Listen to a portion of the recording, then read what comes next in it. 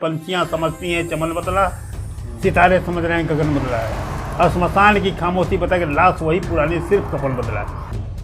ये धन धौंस और धांधली की राजनीति जो हमारे मोदी जी कर रहे हैं। अब हमारे घर एक पड़ावा बचा है, कहे तो लाख उसकी नसबंदी करा दूँ। 75% किसान के गरीबों के लड़के आज मोबाइल नहीं जानते। न खींचो कमानो को, न तलवार निकालो, घर खाने तो भेद अखबार निकालो। कानून वापस नहीं हो चाहे ना हो, लेकिन सरकार जरूर वापस हो जाएगी। यहाँ तक हम लोगों ने ये भी नारा लगा दिया कि जब नारा लगाने ही पर जो मुकदमा लगते थे तो हम लगाओ नारा, तुम लगाओ धारा। सुनने में आता है बहुत तुम दान करते हो, हम ही को लूटते हो तो हम ही प्रदान करते हो। तब वहीं पर मैंने नारा दिया, जय धरती जय मानव।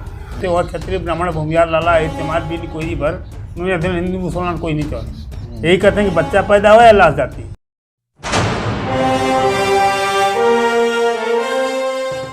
नमस्कार दोस्तों, मैं सुमित यादव। आप देख रहे हैं दा सुनामी का चुनावी सफ़र। और इस चुनावी सफ़र के दौरान अब हम लोग पहुंच चुके हैं जमनिया गाजीपुर में। और मेरे साथ आज जो मेहमान हैं वो बहुत ख़ास हैं। ख़ास इस वजह से क्योंकि इन्होंने वो पूरा दौर देखा, जेपी आंदोलन से लेके महेंद्र टिकैत तक का, और अब राकेश टिकैत का वो दौर है। तो सारी चीज़ों पर बात करेंगे, और ख़ास इसलिए क्योंकि इनका नाम बाबूलाल मानव। तो मानव का क्या मतलब, और ये नाम बदलने का क्या कारण, और इस नाम से क्या संदेश, क्योंकि जब हम इनसे मुलाकात करवाएंगे, इनसे सारी बातचीत करेंगे, पूरे उस दौर से लेके और अभी तक की बात हम करेंगे कि ये दौर और उस दौर में क्या अंतर है। क्योंकि जब इनका जन्म हुआ तो द्वितीय विश्व युद्ध चल रहा था उस समय, और आज नरेंद्र मोदी का दौर है। तो अंतर क्या है इंदिरा गांधी के दौर में, नरेंद्र मोदी के दौर में, क्योंकि उस जेपी आंदोलन के समय जब इमरजेंसी लगी तो ये भी उसमें एक थे जो जेल गए थे। तो बातचीत करते हैं। सर, बहुत बहुत स्वागत आपका हमारे चैनल पर। तो शुरुआत पहले इससे करते हैं कि मानव नाम क्यों रखा गया? ऐसा है कि अन्न समान है कुछ नहीं जानत सकल जहान। अब 2 मील पैदा करें धरती और इंसान, स्वच्छ किसान कहा जाता है। और दुनिया में चाहे चोर हो, बदमाश हो, लफंगा हो, लुच्चा हो, साधु हो, सन्यासी हो, देवी हो, देवता हो, सब मानव के रूप में ही मिलते हैं। और मैं कहता हूँ जब किसी घर पैदा होता है तो बच्चा कहा जाता है, अब मरने पर किसी को लाश कही जाती है। वह क्षत्रिय ब्राह्मण भूमियार लाला इस्तेमाल भी नहीं कोई भर, हिंदू मुसलमान कोई नहीं चाहते। यही कहते हैं कि बच्चा पैदा हुआ या लाश जाती है। तो मैं पूछना चाहता हूँ कि मानव के अलावा यहाँ पर है क्या? अगर मेरी बात गलत है तो ठीक है, सजा मिलनी चाहिए मुझे। अगर मेरी बात सही है तो अमली जामा पहनावे लोग। इन सब चीज़ों को ध्यान में रख करके हमारे वेद में भी, हमारे मनुस्मृति में लिखा है, मनुर्भवा मनुर्भवा मनुर्भवा, जो भी कुछ बनने से पहले मनुष्य बनो। तो मानव के अलावा कोई टाइटल हमारे अच्छे लगी नहीं। अच्छा, इसीलिए मैं शुरू में सन 72 में काशी विश्वविद्यालय के अंदर चुनाव लड़ा। वहाँ पर जातिवाद का इतना प्रपंच था कि उसमें सब नगण्य मुझे मिला। तब वहीं पर मैंने नारा दिया, जय धरती जय मानव। और तब से जय मानव करते आया। मैं किसी बात को कोई प्रणाम करे तो भी, कुछ भी करे, जय मानव ही कहता हूँ, क्योंकि मानव के बराबर हमारे को भी कुछ नहीं है। तो इसी बात पर लेकर के लोगों ने मुझे मानव कहना ही शुरू कर दिए कि जय मानव आ गए, मानव जी आ गए। और आज तो इतना तक कि सरकारी रिकॉर्ड में मेरा नाम मानव हो गया। जो मुझे आधार कार्ड बना उसमें भी मानव शब्द है, जो मुझे सर्टिफिकेट मिला है जेल का इमरजेंसी वाला, उसमें भी मानव शब्द है। अब मानव के अलावा कुछ नहीं। कोई बात भी कहता है मानव जी के अंदर, गाजीपुर में सब लोग जानते हैं बाबूलाल मानव को। तो सर एक सवाल, फिर उसके बाद हम आगे बढ़ते हैं कि वो दौर जो इमरजेंसी का था, आपने हमें बताया कि आप भी 18 महीने 18 दिन जेल में रहे। और आज जो नरेंद्र मोदी का दौर है, कुछ लोग कहते हैं कि अघोषित इमरजेंसी लागू हो चुकी है। तो उस दौर में और इस दौर में आप क्या अंतर देखते हैं? उस दौर से भी ज़्यादा बुरा दशा यहाँ की। संक्षेप में बता दूँ, मैं उस समय तो इंदिरा गांधी का भी शुक्रगुजार हुआ था, क्योंकि भारत के लोग इतने निम्न स्तर के हैं लोग कि बगैर मार खाए जगते ही नहीं। तो जब इंदिरा गांधी मार थप्पड़ मारा बहुत कस के लोगों पर, हर राजनीतिक दल वाले इकट्ठे हो गए। और ऐसे तम्बू सब बनाए कि इंदिरा गांधी नस्तानाबूद हो गई। और उससे भी, जबकि वो समय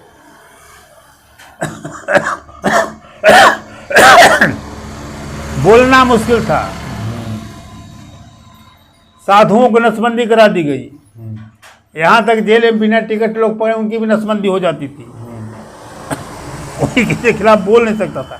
अरे एक उदाहरण हंसी की बात आती है, वास्तविक बात है। यह नेसेसरी हो गया था कि हर लड़का एक नसबंदी प्राइमरी स्कूल में। मेरा लड़का पढ़ता था Karanda inter high primary school में, तो सब लोग नसबंदी दिए। नसबंदी देने के बाद ये लड़का क्यों नहीं देता है? डिप्टी साहब गए थे, तो साहब ये नेताजी का लड़का है जो जेल में गए हैं। तो पूछे भाई क्यों नहीं नसबंदी लाते हो? कि हमारा लड़का, एक ही लड़का, वही साफ कहा, अभी 5वीं में पढ़ रहा था, कि बाबूजी जेल में चले गए, हमारे चाचा की शादी नहीं हुई है, बाबा हमारे बुढ़ा हो गए, अब हमारे घर एक पड़ावा बचा है, कहे तो ला के उसकी नसबंदी करा दो। हंसने लगे सब। कहे किसका लड़का है? कहे भाई उन्हीं का लड़का है। कहे उनसे भी तेज निकल गया। इतना अत्याचार हो गया नसबंदी कराने के लिए, लोगों को त्राह त्राह मच चुकी थी। यहाँ तक कि बहुत रिवॉर्ड हुए नौकरी में, और वहाँ पर अखबार में लिखना मुश्किल हो गया था, अखबार बंद हो गए थे। और इसके बाद हम लोग तो इतनी यातनाएं, इतना 6 महीने तक तो हम जेल में ही बिना मुकदमा चलाए रह गए हम लोग। जब जेल में आंदोलन शुरू किया तब जाकर मुकदमा चालू हुआ करके। तो हम लोग जेल से आते थे कचहरी, पूरे समूह में करीब 200 लोग थे, आते थे तो अपना वही नारा लगाते, क्रांतिकारी गीत गाते चलते थे। उस पर भी मुकदमा, जेल में रहते हुए भी मेरे पर मुकदमा चला है, 15 मुकदमा। और जेल के साथियों ने लिख कर दे दिया कि मैं बाबूलाल मानव के साथ जेल से कचहरी नहीं जाऊंगा, क्योंकि जो मेरे साथ जाता उस पर भी मुकदमा हो जाता था। यहाँ तक हम लोगों ने ये भी नारा लगा दिया कि जब नारा लगाने ही पर जो मुकदमा लगते थे तो हम लगाओ नारा, तुम लगाओ धारा। कह दिया गया मीसा हो अथवा हो फांसी है तो महासमर है, अचिंतित हुआ प्राणी जिसको रहना यहाँ अमर। जिंदगी जिंदा रहने की शौक करे, जो मरने खौफ करे, वो चुनाव क्या नाम, वो संघर्ष कर ही नहीं सकता। अपने हक के लड़ने के लिए हर व्यक्ति को जद्दोजिहाद अंतिम चरण तक करना चाहिए। अच्छा, ये तो हुआ दौर इंदिरा गांधी वाला आप बात बता रहे हैं, जो इमरजेंसी का दौर था और नसबंदी के लिए जो लोगों को फोर्स किया गया। आज के दौर को अघोषित इमरजेंसी क्यों कहा गया? अघोषित इमरजेंसी का क्या, अखबार वाले जब यहाँ तो वही बड़ा कष्ट होता है, कह देता हूँ। आजकल के पत्रकार बौद्धिक वेश्यावृत्ति के शिकार, ये धन ध्वंस और धांधली की राजनीति जो हमारे मोदी जी कर रहे हैं, इसको ध्यान में रख करके बड़ा कष्ट होता है कि आज किसी भी अखबार वालों को खुलकर लिखने की हिम्मतें नहीं पड़ रही। सबको बोलती बंद करा दिए, सबको मीटिंग करना बंद करा दिए, सबको अपने बात करने की बात। अभी तो हमारे यहाँ बात निकली है बगल में, 2 दिन पहले इनके जुलूस को काला झंडा दिखा दिया गया तो उनको देशद्रोही घोषित कर गया, देशद्रोही घोषित करके जेल में बंद कर दिया। इससे बड़ा इमरजेंसी क्या होगा? काला झंडा दिखाना का देशद्रोह का। और इन सब बातों को ध्यान में रख करके हमारे जो मोदी जी जो कहते हैं, अगर एक ही भाई एक ही साधे सब सदे, सब साथे सब जाए, कहते हैं सबका साथ सबका विकास सबका विश्वास। क्या इस मामले जमा पाना चाहिए उन्हें? अगर नहीं है तो मैं पूछता हूँ, क्या सब में हमारे देश के किसान नहीं है जो साल भर से लड़ रहे हैं हजारों संख्या में? और उनको अन्नदाता कहते हैं, लेकिन जगह जगह दलाल रख करके और सबको निकम्मा बना करके और सबको भिखमंगा बनाने की कोशिश कर रहे हैं। जबकि हमारा अन्न समान है, कुछ नहीं, मैंने बताया ना। तो अनाज को पैदा करने वाला किसान आज खुद को भूखों मर रहा है। सुनने में आता है बहुत तुम दान करते हो, हमें को लूटते हो तो हमें प्रदान करते हो। अगर हम अनाज पैदा करते हैं हमसे, तुम ले जाते हो औने पौने के भाव से, और आज उसी को हमारे भिखमंगे की तरह बांट रहे हो। कहाँ से पैदा हो गया? आज किसानों की स्थिति क्या है? 24 घंटा काम करता है, खाने का ठिकान नहीं, रहने के लिए मकान नहीं, पहनने के लिए कपड़ा नहीं, बिपारतवा नहीं, बच्चों को पढ़ने का प्रबंध नहीं, और पसीना कमाई खाने 22 तल्ला में रह रहे हैं। आज हमारी पढ़ाई भी बर्बाद हो गई।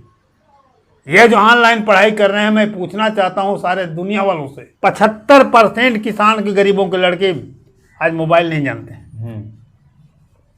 उनकी ऑनलाइन पढ़ाई कैसे होगी भाई? इनका बहुत भारी जाल है। ये जो आप कह रहे हैं कि घोषित इमरजेंसी है, इसमें दो राय नहीं है, क्योंकि इसको इमरजेंसी घोषित करेंगे तो विश्व साथ में नंगा हो जाएंगे। उसको छिपा करके अपना उल्लू सीधा करने के लिए ये इस तरह से चाहते हैं कि हमारे मेहनत कस्बा का लड़का पढ़े नहीं, लिखे नहीं, और नहीं पढ़ेगा तो मेरा मजदूर करेगा। अच्छा, एक फिर सवाल आपने क्योंकि अखबारों की बात करी कि इस दौर में अखबारों को उस तरीके से लिखने नहीं दिया जा रहा। आप भी एक अखबार निकालते हैं, साप्ताहिक निकालते हैं? हाँ, साप्ताहिक अखबार निकालते हैं, तो उसका क्या मकसद और क्या चीज़ें आप उससे उसका मकसद तो हमारा है आज भी, न खींचो कमानों को, न तलवार निकालो घर सामने तो भी तो अखबार निकालो। आज तक 40 वर्ष तक अखबार निकाल रहा हूँ, लेकिन मैं सीधे चेतावनी देता हूँ, सजेशन देता हूँ, किसी का छीछा लेकर नहीं करता मैं। अच्छा जो करता है अच्छा कहता हूँ, गलत करता है गलत कहता हूँ।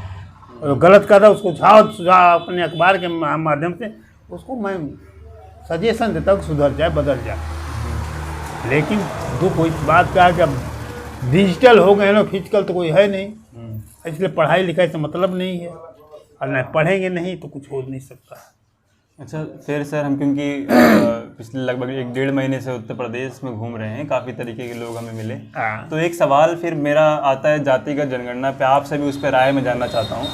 वो सवाल ये है कि जो लोग समाजवाद की बात इस समय भारत में कर रहे हैं, जो लोग संघर्ष कर रहे हैं, वो 2 धड़े में बटे हुए दिखाई पड़ते हैं। एक जो बात करता है कि एक राष्ट्र एक जाति की बात करता है कि जातिवाद खत्म हो, और एक दूसरा धड़ा ये है जो ये कहता है कि जातिगत जनगणना हो तो उससे पता चले कि कौन पिछड़ा है और उसके लिए योजनाएं लाई जाए। तो आप क्या मानते हैं कि कौन से? अंग्रेजों की पॉलिसी थी डिवाइड एंड रूल, इनकी पॉलिसी डिवाइड पर डिमोरलाइज, यानी उनके अंग्रेजों की पॉलिसी फूट डालो और राज करो, ये फूट डालो नर्वस करो तब राज करो।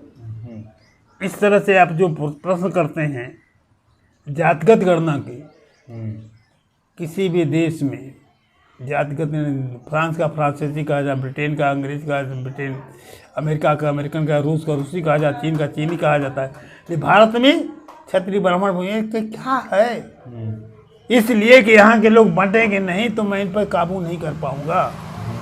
और यहाँ तो भय भड़कम भगदड़ भोग और भ्रम की राजनीति चल रही है। इससे लोगों को किसी की तो भय बनती है तो भड़कम मचा देते हैं, भड़कम मचाते हैं तो भगदड़ मचाती है, भगदड़ मच कर भोग की लाल से भोग कर नहीं पाते, भ्रम में फंसे रहते हैं। अब भ्रम में डालने के लिए सारी जातिगत बातियाँ हैं। मैं जानना चाहता हूँ, किसी जात की बात करें तो क्या जात वाले अपने जात के हर लोगों को ठीक करते हैं, एक करते हैं, आपस में क्यों लड़ते हैं? यहाँ 2 ही जात, एक लूटने वाली जात, एक लुटाने वाली जात। तथा कथित वर्तमान व्यवस्था में बहुत जगत, नहीं तो हमारे जगत में, हमारे समझ से तो धरती पर 4 ही जातियाँ, पहली धन बढ़ू, दूसरे मन बढ़ू, तीसरा धनहीन, चौथे मनहीन, इसी में सारी दुनिया। लेकिन फिर ये लड़ाई क्योंकि इसलिए है क्योंकि जातियों का उल्लेख जो है वो हमारे संविधान में किया गया है कि ओबीसी, SC, ST और जनरल इस तरीके से। संविधान ही तब गुलामी का चार्टर हो गया जब अपनी सुविधा के लिए जो भी सत्ता में आया है संविधान का संशोधन किया है। और इस संविधान के अवहेलना करने वाले संविधान की दुहाई देते हैं। जब 75 में संविधान पर इमरजेंसी लगी थी न कि किसी व्यक्ति पर, और भारतीय संविधान के रक्षा के लिए हम लोग लड़े हैं, तो हम लोग लोकतंत्र रक्षक सेनानी कहे गए, और जोगी जी उसको काट कर लोकतंत्र सेनानी है। लोकतंत्र यानी तो हमारा सारा देश है, लोकतंत्र को माना सारा देश है, लेकिन उस लोकतंत्र की रक्षा करने के, संविधान की रक्षा करने के वाले जो संघर्ष किए हैं 75 में, 75 से 77 तक, उनको लोकतंत्र रक्षक सेनानी कहा गया है। लेकिन ये लोग अपने उल्लू सीधा करने के लिए, अपने हामी जमाने के लिए अपना काम करते हैं कि नाना प्रकार की बातें कर देते हैं। और छल छद्म की राजनीति करके किसी को ठीक से रहने नहीं देते। तो आज जब आप बात कर रहे हैं कि अघोषित इमरजेंसी लगी है और समाजवाद की बात हम लोग करते हैं, तो ये देश किस तरीके से किस राह पे चलेगा? तो जिस समाजवाद की बात हम लोग कर रहे हैं वो आ जाए। ये समाजवाद है कहाँ? समाजवाद के विषय पर हमको जानना पड़ेगा कि समाजवाद है क्या। समाजवाद पहुंचे दुनिया में कोई ऐसा देश नहीं समाजवादी देश है। समाजवादी व्यवस्था पूंजीवादी व्यवस्था में मामूली अंतर है, इससे सबको पता है। व्याख्या करने की जरूरत नहीं है, लेख लिखने की जरूरत नहीं। समाजवादी व्यवस्था में किसी भी चीज़ का उत्पादन होता है तो आवश्यकता के लिए होता है, जरूरत के लिए होता है। अब पूंजीवादी व्यवस्था में किसी भी चीज़ का उत्पादन होता है तो मुनाफा के लिए होता है। तो आप स्पष्ट कर लीजिए कि दुनिया में क्या समाजवाद कहीं है? नहीं। समाजवाद के नाम एक समाजवादी पाउडर हो गया है, जो भद्दी और पाउडर लगा लोगों को ठगती है। उसी तरह से राजनीति करने वाले लोग समाजवाद का नारा लगा करके आम मेहनत इंसान को ठग रहे हैं। तो इसमें युवाओं का क्या रोल है? युवाओं का रोल, युवाओं तो एकदम भ्रम में पड़ा है, बहुत भटक चुका है। युवाओं को पढ़ने नहीं दिया जा रहा है, युवाओं को डिजिटल बना दिया गया है, फिजिकल हो नहीं रहे। दुख होता है कि यह छोटा छोटा देश ओलंपिक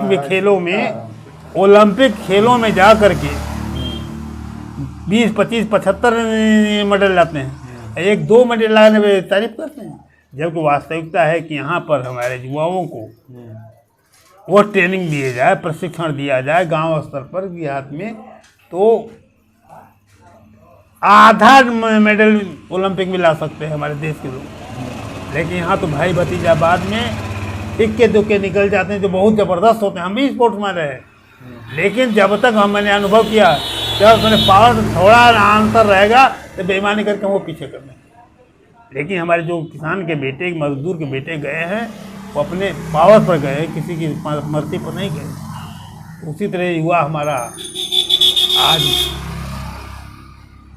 तो ये जो किसान आंदोलन पिछले 10 महीने से चल रहा है, इस पे क्या सोचते हैं? किसान आंदोलन चल रहा है, लेकिन बदलाव इस आंदोलन से होगा या नहीं? क्या इस आंदोलन से कुछ बदलाव होगा या नहीं? क्योंकि कानून वापस लेना और एमएसपी पे कानूनी गारंटी देना ये एक अलग चीज़ है, लेकिन इस कानून से हम कानून वापस नहीं हो चाहे ना हो, लेकिन सरकार जरूर वापस हो जाएगी इसी मुद्दे के लेकर के। क्योंकि यह अपनी बात बताने के लिए, अपने अंदर छिपाने के लिए चकमा दे रही सरकार। हर वर्ग आज त्रसित है, और आए दिन में अगर नहीं चसेते लोग सत्ता के लोग, तो इन लोगों के कर्तव्य से देश में गृह युद्ध भी हो जाएगा, जैसा अनुभव हमको हो रहा। क्योंकि हर वर्ग त्रस्त होगा।